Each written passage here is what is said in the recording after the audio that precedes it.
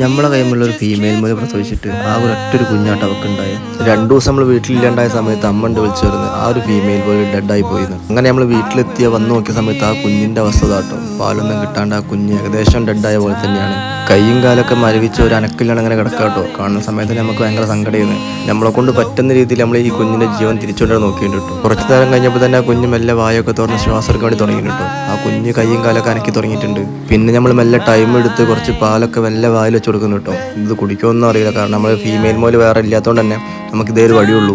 അത് കഴിഞ്ഞ് നമ്മൾ മെല്ലെ തുണിയോട് തുടച്ചൊക്കെ കൊടുത്ത് ഒരു ബോക്സിൽ മെല്ലെ കിടത്തിയിട്ട് കേട്ടോ. ജീവനോടെ തിരിച്ചു കിട്ടില്ലാന്ന് വിചാരിച്ചാൽ നമ്മൾ ഈ കുഞ്ഞാപ്പി നമ്മളെ കൂടെ തന്നെ കേട്ടോ. നമ്മളെ ചൂടും പറ്റി ഈ കുഞ്ഞാപ്പി നമ്മളെ കൂടെ തന്നെ ഉണ്ട്. ആൾക്കിപ്പോൾ നല്ല രോമൊക്കെ വളർന്ന് നല്ല സുന്ദര കുട്ടപ്പനായിട്ടുണ്ട് കേട്ടോ. ആ കുഞ്ഞ് കുമ്പൊക്കെ നല്ല രീതിയിൽ നിറഞ്ഞിട്ടുണ്ട്. പിന്നെ മൂപ്പര് നല്ല ഉറക്കത്തിലാണ്. എന്തായാലും ഇവന്റെ 2ാം ജന്മം തന്നെ കേട്ടോ. നമ്മൾ ഒരിക്കലും തിരിച്ചു കിട്ടുമെന്ന് വിചാരിച്ചതല്ല. അമ്മ ഇല്ലാത്തതുകൊണ്ട് തന്നെ ഈ സുന്ദര കുട്ടപ്പൻ നമ്മളെ കൂടെ തന്നെ ഉണ്ടാവും കേട്ടോ, നമ്മളെ ചൂടും പറ്റിയിട്ട്.